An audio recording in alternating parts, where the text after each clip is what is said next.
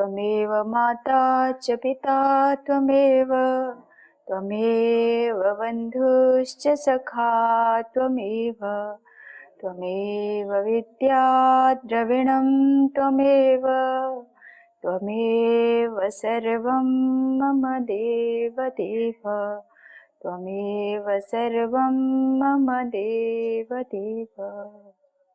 सभी को आज हम पुनः भक्तमाल के माध्यम से जो भक्तों का हम पावन चरित्र श्रवण कर रहे थे, उसी श्रृंखला में आज भगवान के एक परम भागवत श्री हरिदास जी महाराज, उनका पावन चरित्र श्रवण करेंगे। जब भी कभी कोई भक्त भक्ति करता है तो केवल खुद ही उससे लाभान्वित नहीं होता, आसपास के जो रहने वाले हैं या उसके सानिध्य में आने वाले जितने भी लोग हैं, जो भी हैं भक्तगण, सब आह्लादित होते हैं, आनंदित होते हैं और उनकी साधना का फल भी मिलता है। ऐसे ही श्री हरिदास जी महाराज थे। अगर कभी भक्ति करनी हो तो सीधे सीधे हम नहीं पहुंच सकते। जीवन में गुरु का होना या किसी भक्त की संगति करना बड़ा जरूरी होता है। ऐसे ही महाराज जी बहुत उच्च कोटि के भक्त थे भगवान के, लेकिन भक्त बहुत सरल होता है, उसे किसी चीज का कोई अभिमान नहीं। जिसे थोड़ा अहंकार आ जाए, वास्तव में वो भक्त हो ही नहीं सकता, क्योंकि भक्तों की अपने अंदर का जो आनंद होता है, संसार के सारे रस या जितना ऐश्वर्य है वो उसके आगे बिल्कुल तुच्छ है। तो ऐसे ही श्री हरिदास महाराज जी थे, बहुत सारे शिष्य भी थे उनके, उनमें कुछ प्रिय शिष्य भी होते हैं, कुछ होते हैं एक विशिष्ट कृपा पात्र हो जाते हैं। ऐसे ही इनके आश्रम में भी नित्य प्रति श्यामा प्यारी और कुंज बिहारी करके भगवान की इस नाम से सेवा होती थी। स्वामी जी एकांत वास करते, अधिकतर भगवान का युगल सरकार का ध्यान करते, प्रिया प्रियतम का ध्यान करते, कुंज बिहारी श्यामा प्यारी ऐसे करके बहुत उनका संगीत के ऊपर एक विशिष्ट एकाधिकार था। और वो संसार को सुनाने के लिए नहीं, प्रिया और प्रियतम को सुनाने के लिए ही एकांत में भगवान को भजन सुनाते थे। और जो पंच तत्व है सृष्टि के, उन पांचों तत्वों पर उनका एकाधिकार था। जब भी वो भजन गाते या कुछ भी करते तो पांचों तत्व उनके अधीन हो जाते। उनके स्वरों में वो ताकत थी कि जब भी संगीत का गान करते, सारी लता पताएं, वल्लरियां, पुष्प सब चारों तरफ हरियाली छा जाती, खिलने लगते, कभी वर्षा होने लगती, सुंदर सुहावना वातावरण बनता। ऐसे पहुंचे हुए संत। तो एक दिन शिष्यगणों के मन में आया कि बहुत सारे यहाँ कुंज हैं, स्वामी जी केवल एक विशिष्ट कुंज है, इसी की सेवा क्यों करते हैं या उसी का दर्शन करने क्यों जाते हैं। जिज्ञासा तो मन में होती है। अगर जिज्ञासा है तब तो समाधान हो सकता है। कई बार कटाक्ष करने वाले लोग भी होते हैं, कोई औचित्य नहीं, कोई सोच नहीं, कोई समझ नहीं, व्यर्थ के प्रश्न करते हैं। गुरु तो समझ जाते हैं अंतर भावना को। जब व्यर्थ प्रश्न आप करोगे, आपकी वाणी भी व्यर्थ जाएगी, गुरु का समय जाएगा तो जाएगा ही। इसलिए कभी भी जब जिज्ञासा हो मन में, कुछ जानने की लालसा, तभी प्रश्न करना चाहिए संतों से, व्यर्थ के प्रश्न कभी ना करना। तो ऐसे ही शिष्यों में जिज्ञासा हुई कि गुरुजी से ये जानना तो चाहिए कि इतने सारे यहाँ पर कुंज हैं, आप उसी कुंज की हमेशा सेवा क्यों करते हैं। तो अब पूछे कौन गुरुजी से, तो एक विपुल विठल देव करके प्रिय शिष्य थे गुरुजी के। उनसे सबने आपस में बातचीत की कि आप ये प्रश्न गुरुजी से पूछ सकते हो। अब हिम्मत तो किसी की होती नहीं जल्दी डायरेक्ट गुरुजी के पास जाएं और प्रश्न कर डालें। तो एक दिन ऐसे ही स्वामी जी स्नान करके कुंज के दर्शन करके वापस बड़े प्रसन्न मुद्रा में लौट रहे थे। अब गुरुजी प्रसन्न हो, एक परिस्थिति भी होती है, उसको देख करके ही प्रश्न करना चाहिए। तो विपुल विठल ने देखा कि आज तो गुरुजी बहुत ही प्रसन्न मुद्रा में हैं, बड़े आनंद विभोर दिख रहे हैं, मौके का फायदा लेना चाहिए। तो प्रिय शिष्य तो थे ही, हाथ जोड़कर विनम्रता से निवेदन किया कि भगवान, मन में एक जिज्ञासा है कि यहाँ पर वृंदावन में बहुत सारे कुंज हैं, केवल आप इसी कुंज का दर्शन क्यों करते हैं। अब गुरुजी तो गुरुजी, उत्तर कैसे देना है उनको पता होता है। अगर गुरु उत्तर दें तो भी बढ़िया बात, और ना दें तो भी उनका मौन जो है हमारी जिज्ञासा को शांत कर देता है, और जो भी मन में जिज्ञासाएं हैं, प्रश्न हैं, उन सब के उत्तर मिल जाते हैं। इसलिए संतों के पास जाओ तो उनके मौन का भी आनंद उठाना। कभी आग्रह मत रखना। आग्रह अगर हम करते हैं तो बात बिगड़ जाती है। ऐसे ही स्वामी जी मुस्कुराए उनकी इस बात को सुनकर और बोले कि मैं उत्तर दूं इससे अच्छा होगा कि आप स्वयं जाकर के देख लो तो बहुत अच्छा होगा। अब तो शिष्य जो आज्ञा गुरु जी बोल करके ठीक है। अब गुरु जब कोई आज्ञा करते हैं या कुछ सेवा देते हैं तो केवल आपको आज्ञा ही नहीं दिए, उसको करने का सामर्थ्य भी दे देते हैं। तो इसीलिए गुरु की हर बात को श्रद्धा से मानना और करना भी चाहिए तो फल मिलता है। शिष्य ने गुरु की आज्ञा को शिरोधार्य किया और आज्ञा मान करके कुंज के दर्शन के लिए चल पड़े। मुस्कुराते हुए वो भी बड़े आनंद में जा रहे हैं। जब किसी समर्थ गुरु का सानिध्य प्राप्त होता है तो शिष्य को भी वो प्राप्त हो जाती है शक्तियां। तो ऐसे ही ये थे। अब जब कुंज वन में पहुंचे वहां पर जाके देखा कि सुंदर कोमल शैया है, प्रिया और प्रियतम शांति से बैठे हैं, बहुत सारी सखियां ललिता विशाखा आदि सेवा में हैं। ये देखा तो बिपुल विट्ठल देव जी थे खड़े के खड़े रह गए, वाणी मौन, हक्के भक्के पूरे घबरा गए, पसीना पसीना, क्योंकि ऐसा दृश्य कभी देखा नहीं। मनोहर रमणीय वातावरण, आनंदित है, आह्लादित है सभी। ये देख करके वो घबरा गए, आंखें फटी की फटी रह गई। प्रिया प्रीतम का युगल सरकार का दर्शन साक्षात हुआ तो गुरु कृपा से। इसीलिए सदैव गुरु की आज्ञा और जो सेवा है उसमें लीन रहना चाहिए श्रद्धा से। न जाने कब किस घड़ी गुरु की कृपा हो जाए और आपका भी कल्याण हो। तो ऐसे ही ये सारा दृश्य देखा और देख करके घबरा के वापस आ गए। अब बाहर आकर के देखते हैं तो गुरुजी सारे शिष्यों के बीच में बैठे मुस्कुरा रहे हैं। गुरुजी तो समझ गए क्या होना है, गुरु को सब पता था। अब जब उनकी स्थिति को देखा विपुल विट्ठल देव जी को तो गुरुजी मुस्कुराने लगे। बोले कैसा रहा? कोई शब्द नहीं रहे, सारे शब्द निशब्द हो गए। और गुरु के सानिध्य में जब पहुंचे तो गुरुजी के मन में आ गया कि कहीं संशय ना रह जाए, कहीं भ्रम तो नहीं हुआ, ऐसा ना हो इनके मन में।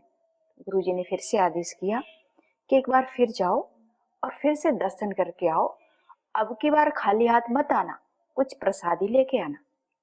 गुरुजी की आज्ञा मान के दोबारा से फिर गए। अब भगवान तो अपने भक्त के अधीन होते हैं, गुरुजी के अधीन थे प्रिय प्रीतम, क्योंकि स्वामी हरिदास जो महाराज जी थे बड़ी श्रद्धा से प्रभु की आराधना करते, परम भागवत, और दर्शन करते साक्षात प्रभु के, युगल सरकार के दर्शन होते, भगवान कृष्ण और राधा रानी साथ में। अब दोबारा से पहुंचते हैं विपुल विट्ठल देव जी। भगवान समझ गए ये किस भावना से आए हैं, फिर से हाथ जोड़ के विनम्रता से सारा दृश्य देख रहे हैं। भगवान का जो साक्षात रूप सामने था, कोमल शैया पे दोनों बैठे हैं, वो एकदम विग्रह में परिवर्तित हो गया, एक मूर्ति, एक प्रतिमा का रूप ले लिया, साक्षात जो विराजमान थे। अब जब इस दृश्य को देखा तब तो वो और घबराए। जो सखियां थी ललिता विशाखा, वो समझ गई उनकी स्थिति को और दया करके जो श्री विग्रह रूप ले लिया भगवान ने, उस विग्रह को उठा के विपुल विट्ठल देव जी के हाथ में सौंप दिया। जब वो विग्रह उनके हाथ में दिया तो प्रसादी समझ करके हृदय से लगाया और लेकर के चल पड़े। जब बाहर निकले, अब बाहर आए तो बड़े प्रसन्न, क्योंकि अंतःकरण में आह्लाद हो गया, जैसे साक्षात प्रभु के दर्शन हो गए। और जिनका साक्षात जो विग्रह सामने था वो प्रभु का जो साक्षात बैठे दर्शन दे रहे थे, इससे शरीर वो एक मूर्ति में परिवर्तित हो गया। अब ऐसी प्रतिमा को लेके किसको आनंद नहीं होगा। जब गुरु जी के समीप पहुंचे उसको लेकर तो गुरु जी जितने प्रसन्न थे उतने उदास हो गए उस प्रतिमा को देख करके। अब सारे शिष्य बड़े हैरान कि गुरु जी को प्रसन्न होना चाहिए, कुछ प्रसादी लेके आया हूं तो ये उदास क्यों हुए। अब गुरु की महिमा तो गुरु ही जाने, शिष्य कैसे पकड़ सकता है। तो सबने पूछ लिया, गुरु जी ये तो राधा रानी और भगवान कृष्ण का प्रसाद है, आप उदास क्यों हैं। तो गुरु जी बोले, मैं तो एक फकीर हूँ, इतने पहुंचे हुए संत, फिर भी विनम्रता देखो कि मैं तो एक फकीर हूँ और मेरे पास इनको 56 भोग खिलाने के लिए कुछ भी नहीं है, सिर्फ सूखे चने खाकर मैं प्रभु का भजन करता हूँ। इनके लिए मैं कोमल सैया, इतना सारा इनका वैभव ऐश्वर्य है, वो कहाँ से लाऊंगा। ये सोच के गुरु जी बड़े चिंतित। अब भगवान तो भगवान है, अपने शिष्य की चिंता दूर करना प्रभु का कर्तव्य है। तो भगवान ने अंत प्रेरणा कर दी, आप घबराओ मत, इस विग्रह को स्वीकार करके इसको रखिए और सेवा कीजिए। सूखे चना खाना उनका नित्य का नियम था। अब भगवान की सेवा करेंगे तो कुछ तो धन संपदा चाहिए, सेवा होगी तो होगी कैसे। तो भगवान ने अंतःकरण में प्रेरणा की, आप चिंता न करें, इस प्रतिमा को सामने रखना और 10 मुद्राएं स्वर्ण की प्रतिदिन आपको प्राप्त होंगी, उससे आप सेवा करना। स्वीकार किया प्रभु का आदेश समझ करके प्रभु हरिदास महाराज जी ने विग्रह रखा। अब तो जय जयकार, कुंज बिहारी राधा प्यारी की जय जय होने लगी सबकी। पूरे शिष्यों में आनंद की लहर छा गई, क्योंकि पहले ऐसे कभी हुआ नहीं। गुरुजी तो पहुंचे हुए थे ही, खुद आनंद लेते, कुंज का दर्शन करते, मस्त रहते। शिष्यों को बस इतना पता है कि गुरुजी राधा रानी और भगवान कृष्ण की सेवा करते हैं। तो श्री विग्रह को लिया और एक सुंदर जगह पे विराजमान किया। चारों तरफ वृंदावन में सुंदर वातावरण है, हरियाली है, चारों तरफ लता पताएं खिली हैं, सुंदर पुष्पों की सुगंधित है, मनोहर रमणीय वातावरण, मंद सुगंध समीरे। सुंदर पावन वातावरण में भगवान का विग्रह रखा। अब प्रभु आज्ञा मान करके स्वामी जी ने उसको स्वीकार किया और प्रतिदिन की तरह सेवा करना प्रारंभ किया। 10 स्वर्ण मुद्राएं जो प्राप्त होती थी उसे कभी उन्होंने संग्रह करने का मन में नहीं आया। संत हो तो ऐसे। तो प्रतिदिन वो स्वर्ण मुद्राओं को उठाते और भगवान के लिए प्रसादी बनाते, बड़ी श्रद्धा से अच्छे अच्छे भोग व्यंजन बनते और भगवान को भोग लगाया जाता। जो भी प्रसादी बनती प्रभु को भोग के बाद सारे शिष्यों में वितरित करते। लेकिन स्वामी जी उनका वही सूखे चने खाने का नियम था, क्योंकि अभ्यास पड़ गया। तो जो भी प्रभु को प्रसादी चढ़ता उसमें एक सीख उठाते थे, वो घास का तिनका, उसको उसमें डुबोते और उस पर जितना प्रसादी लग करके आता उतना स्वामी जी ग्रहण करते थे। ये सब देख करके भगवान को बड़ा दुख लगा, क्योंकि परम भक्त, अब कोई भक्त दुखी रहे और दीन भाव से जिए, प्रभु को कभी ये सहन नहीं होता। तो भगवान के नेत्र सजल हो गए उनका ये सब देख करके कि मैं 10 स्वर्ण मुद्राएं प्रतिदिन इनको सेवा के लिए मिलती हैं, कभी इनके मन में ये लालसा नहीं आई कि मैं मुद्राओं को रखूं या संग्रह करके रखना चाहिए। ये देख करके भगवान के नेत्र सजल हो गए। वही प्रभु को सुंदर व्यंजन प्रस्तुत करते और खुद सूखे चने खा करके भगवान का भजन करते। ये सब देख करके युगल सरकार प्रकट हुए और स्वामी जी से कहा कि आप ये सूखे चने का भोग लगाते हो, ये हमें बिल्कुल स्वीकार नहीं। अब भक्त की ये दशा देख करके भगवान के नेत्रों में आंसू छलक गए। अब प्रभु को कष्ट हो तो भक्ति कैसी, ऐसा मन में स्वामी जी के विचार आया। उन्होंने कहा कि आपका जो आज्ञा, जिसमें आपको प्रसन्नता है मैं वही करूंगा। तो स्वामी जी ने भगवान की आज्ञा समझ करके भिक्षा मांगना शुरू किया। थोड़ा सा आटा जो भी मिलता उनको, उसकी एक बड़ी सी बाटी छोटा सा बनाया, सेका और ग्रहण किया, बस इतना ही। इससे ज्यादा कभी उन्होंने कुछ व्यंजन पकवान नहीं खाए। अब उन्होंने भोग स्वीकार किया, नित्य प्रतिदिन की तरह सेवा चलती। संतों का आगमन होता, स्वामी जी के साथ सत्संग करते और आनंद से सब रहते। तो ऐसे ही एक संत वृंदावन से लाहौर के लिए गए। वो भी पहुंचे हुए संत। वृंदावन जो है भक्तों की परम स्थली है। भगवान के जो प्रिय भक्त हैं वृंदावन में जाकर के वास करते हैं। ऐसे ही एक प्रिय शिष्य वृंदावन से लाहौर पहुंचे। वहां पर सत्संग तो चल ही रहा था। उन्होंने भी भगवान की महिमा सुनाई और प्रभु का भजन सत्संग प्रारंभ कर दिया। जब ये सत्संग शुरू हुआ उनका, तो सभी आह्लादित हो उठे। जब भगवान की कोई भक्ति करता है, उसके श्रीमुख से जब आप प्रभु की महिमा सुनोगे, उसमें और साधारण लोग जो सुनाते हैं उनमें बहुत फर्क होगा। तो जब स्वामी जी ने वहां कथा प्रारंभ की सुनाना, सारे भक्त आह्लादित हो उठे, आनंदित हो उठे कि बोले इसका राज क्या है। तो बोले वृंदावन में जाना, वहीं जाके ये पता लगेगा। तो एक भक्त जिज्ञासु मन में जिज्ञासा आई कि आखिर वृंदावन में ऐसा है क्या, नाम सुना था, अभी तक दर्शन नहीं किया। तो वृंदावन में जाना है, इस भाव चेतना के साथ वो तैयार हुए। लेकिन स्वामी जी जो सत्संग करने गए थे, उन्होंने कहा कि वृंदावन जाने से पहले या किसी वैष्णव भक्त से मिलना है तो पहले उसके लिए कुछ जो भी आपका सामर्थ्य है, फूल पत्री इत्र जो पसंद है वो लेके जरूर जाना।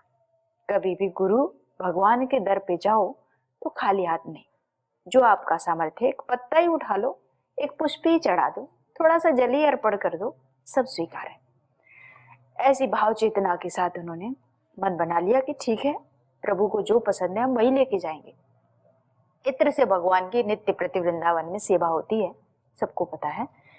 तो उन्होंने इत्र ले जाने का मन में विचार किया कि मैं भगवान के लिए गुलाब का इत्र लेके जाऊंगा। तो गए, तैयार हो गए, वृंदावन में पहुंचे। अब कुंज के दरवाजे तो बंद थे।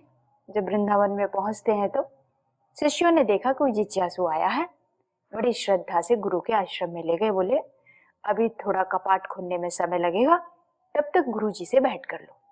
बोले जैसी आज्ञा। भक्त तो भक्त होते हैं, सरल होते हैं, जैसे हम हैं वैसे ही कोई व्यक्ति मिल जाए तो जीने का रस आता है, वार्ता का भी आनंद आएगा। ऐसे ही महाराज जी के चरणों में ले जाके जो भक्त आए थे दर्शन करने लाहौर से, उनको बिठा दिया। और गुरु जी स्वामी हरिदास महाराज जी मानसी सेवा में लीन थे, क्योंकि उनके पास वही अभ्यास था, कुछ था ही नहीं, प्रभु को अर्पण करें, आंख बंद करते, एकांत में वास था ज्यादातर, और कुंज में जाके बैठ के लता पताओं के बीच में युगल सरकार की सेवा करते, मानसी सेवा। कुछ दिन में उनकी मानसी सेवा चल रही थी। अब जैसे ही संत पहुंचे तो देखे स्वामी जी तो साधना में लीन है। उन्होंने चुपचाप जो इत्र लेके गए थे, बोले इन्हीं के चरणों में समर्पित कर देता हूं। अब भगवान तो भगवान, उनको कैसे, किसका, कहां पर कल्याण करना है, किस माध्यम से लेके जाएंगे, हमें पता नहीं होता। तो वो भी सहज भाव से मानसी सेवा में लीन थे, इत्र ले जाके सामने रख दिया। और मानसी सेवा जो प्रभु की चल रही थी, फागुन का महीना है, सुंदर होली आने वाला है, पर्व है, और वृंदावन में बड़ी धूमधाम से मनाया जाता है। तो युगल सरकार का भी होली का पावन पर्व है।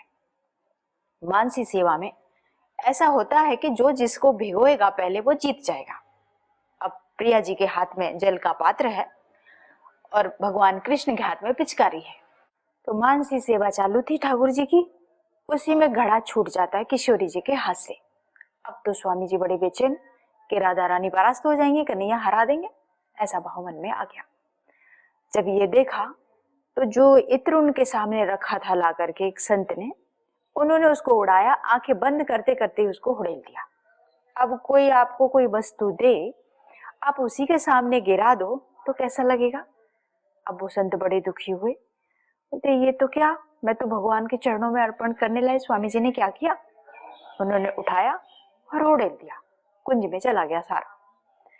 स्वामी जी के थोड़े नेत्र खुले हुए थे और सेवा जारी थी। उन्होंने देखा था कि कोई बैठा है। जब सेवा पूरी हुई, किशोरी जी और कन्हैया को इत्र पूरा लग गया। अब तो स्वामी जी बड़े प्रसन्न कि दोनों बराबर हैं, कोई हारा कोई जीता नहीं। अब उनकी मानसी सेवा है, संत सामने बैठे, उनको नहीं पता कि चल क्या रहा है। तो जब आंखें खोली स्वामी जी ने और देखा कि संत बैठे, श्रद्धा से प्रणाम किया। बोले भगवान ये क्या किया, ये तो मैं भगवान के लिए लाया था। तो प्रभु मुस्कुराए, स्वामी जी मुस्कुराए, बोले कि कोई बात नहीं, आप पहले इनको कुंज के दर्शन करा लाओ, फिर हम भेंट करते हैं। शिष्यों का आदेश किया, वो संत को लेकर कुंज में पहुंचे। जैसे ही कपाट खुले, पूरा जो कुंज था, जो इत्र लेके आए थे, उसी से महक रहा था। अब तो वो दंग रह गए कि ये इत्र की खुशबू यहाँ तक कैसे। और कन्हैया और राधा रानी के श्री विग्रह का जब दर्शन किया तो वो पूरा इत्र उनके ऊपर पड़ा हुआ है। ये देख करके वो स्वामी जी को मन ही मन बड़ी श्रद्धा से प्रणाम किया कि ये तो बाहर का दृश्य था, ये अंदर तक कैसे पहुंचा। मतलब भक्ति हो तो ऐसी कि आप मानसी सेवा कर रहे हैं, जो इत्र प्रभु के चरणों में समर्पित होना था वो पहले ही पहुंच गया। तो इतने पहुंचे हुए संत स्वामी हरिदास महाराज जी, उनके सेवा का जो सौभाग्य उन्हें मिला, ये देख करके उनके आंसू छलक गए कि इतने पहुंचे हुए संत और इतने विनम्र। थोड़ा सा कुछ मिल जाए तो बड़ा अभिमान आ जाता है, संसार में थोड़ी ख्याति मिल जाए तो भी अहंकार आ जाता है। संत होते हैं तो ऐसे। ये चीज उन्होंने देखी तो युगल सरकार का दर्शन किया और स्वामी जी के पास पहुंचे, दंडवत साष्टांग प्रणाम कर दिया। बोले आपका तो क्या कहना, जो स्थूल जगत में है वो साक्षात सूक्ष्म जगत में भी पहुंच रहा है। यानी स्वामी जी जो भी सेवा करते वो सीधा भगवान के चरणों तक पहुंचती थी, इतना पहुंचे हुए संत थे। तो ये सब उन्होंने देखा। शिष्य तो जैसा समर्थ गुरु मिले तो उनके भाग्य की सराहना नहीं क्या करना। तो ऐसे ही एक घटना और घटी। अकबर का शासन था उस समय। तानसेन नवरत्न जो थे अकबर के, उनमें एक थे और तानसेन भी पहुंचे हुए संगीतज्ञ थे, स्वरों पर पूरा एकाधिकार था उनका। जब भी गाते तो अकबर बड़ा भाव विभोर हो जाता। ऐसे ही अकबर और तानसेन एक दिन भ्रमण कर रहे। तानसेन अपनी मस्ती में होकर के भजन गाते थे। अकबर बड़ा आह्लादित हुआ उनका सुनकर, बोला क्या कहना तानसेन आपका, तो आपके जैसा संगीतज्ञ कोई दुनिया में हो ही नहीं सकता। अब तानसेन बोले ये कैसे हो सकता है। तो बोले कि मैं तो कुछ भी नहीं हूँ बादशाह, इससे भी पहुंचे हुए हैं, मैं तो एक बूंद के समान हूँ। तो तानसेन ने एक सरोवर था, उसमें अपनी अंगुली डुबोई और एक बूंद लटका के दिखाया कि मैं इतना हूँ, इससे कई गुना मेरे गुरु हैं। तो अकबर के मन में जिज्ञासा कि तानसेन जब इतना तो गुरु कैसे होंगे। बोले मैं आपके गुरु के दर्शन करना चाहता हूँ। तानसेन बोले नहीं, गुरु के दर्शन नहीं हो सकते, जो है सो यही है। अब तो अकबर बादशाह है भाई, पीछे पड़ गया। बोलते नहीं, गुरु के दर्शन कराओ। तानसेन बोले आप बादशाह हो और मेरे गुरु जो है भगवान के लिए गाते हैं, आप जाओगे तो कभी आपको नहीं सुनाएंगे। बोले तो क्या करूं, कोई तो उपाय होगा कि गुरु का भजन सुन सकें। बोले एक काम कर सकते हो, आपको सेवक बनना पड़ेगा, बादशाह बन के जाओगे तो नहीं। संत जो है सहजता को पसंद करते हैं। बोले ठीक है, स्वीकार है हमें। तानसेन का सेवक बन गया, नौकर का बन गया और उनका तमूरा उठाया, पीछे पीछे चल पड़ा। वृंदावन में वास है।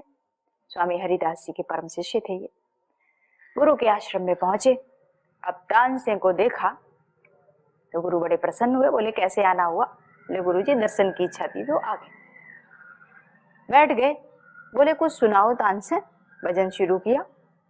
गलत गा रहे थे, मल्हार गाए, श्रावण का मास था। तो बोले ऐसे नहीं गाते। तो बोले गुरु जी आप ही बताइए, हमें तो ऐसे ही आता है, क्योंकि संगीत उन्हें सुनाना था, जानबूझ करके गलती की। गुरु जी ने गाना प्रारंभ किया और बादशाह को समझा दिया था तानसेन ने कि आपकी बावा करने की आदत है, तो गुरु जी गाए तो ये शब्द मत बोलना, चुप बैठना। तो बादशाह ने सारी शर्तें स्वीकार की, पहुंच गए। अब गुरु का जैसे ही सत्संग शुरू हुआ, उन्होंने गाना प्रारंभ किया। अब तो अकबर सारी सुध बुध भूल गया। जो तीन पांचों जो तत्व थे उन पे जिसका एकाधिकार, उनके स्वरों के अधीन थे पांचों तत्व। ऐसे गुरु ने जब गाना प्रारंभ किया, अकबर सशरीर स्वस्थ अपना सब कुछ भूल बैठा और जैसे ही गुरु का सत्संग सुना उसके मुख से निकल पड़ा कि वाह वाह। अब ये शब्द सुनकर गुरु जी शांत। अब तो तानसेन थरथरा गए, अब तो गुरु से झूठ बोले, अब इसका सजा क्या होगी किसी को पता नहीं। अब तो अकबर तो था ही, अब तानसेन का कोई उपाय नहीं। तानसेन कपकपा आ गए, पूरा पसीना पसीना। गुरुजी बोले कि ये किसको लेके आए हो, ये कौन यवन है। हाथ जोड़ के विनम्रता से खड़े हो गए। बोले भगवान ये बादशाह अकबर है। बोले आपने झूठ क्यों बोला। अब तो गुरु के आगे क्या बोले, इसे दुहराओ या झूठ बोलना ये गुरु के आगे कभी मत करना।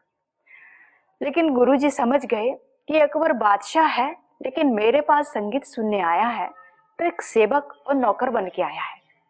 तो गुरुजी शांत हुए, तानसेन से कुछ नहीं कहा। बोले ठीक है, आप एक बादशाह हो, मेरे संगीत को सुनने के लिए एक नौकर का रूप धारण किया, मैं आपसे प्रसन्न हूं।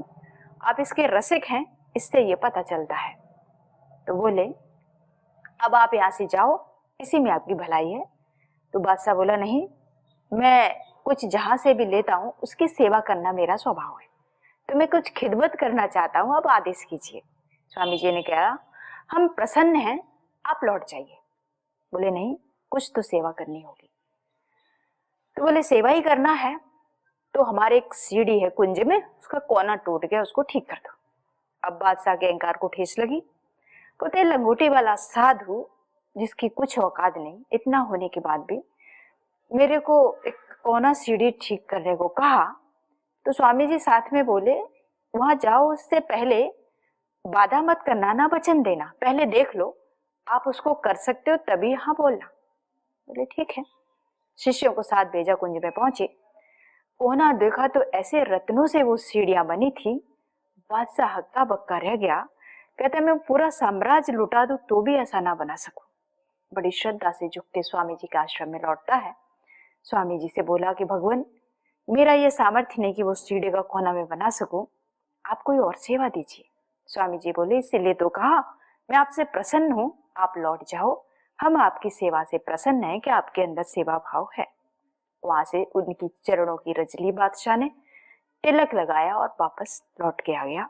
सेवा का भाव मन में है या श्रद्धा से भक्ति है तो कभी वो निष्फल नहीं होता। इसीलिए जब भी कोई जाओ संत के चरणों में तो सेवा और समर्पण के साथ जाना, सफलता जरूर मिलेगी। इसी के साथ मैं अपनी वाणी को विराम देती हूँ। ऐसे स्वामी जी के पावन चरित्र को कौन गा सकता है, अगले अंक में फिर देखेंगे। सभी को प्रणाम। ओम शांति शांति शांति। ओम श्री परमात्मने नमः।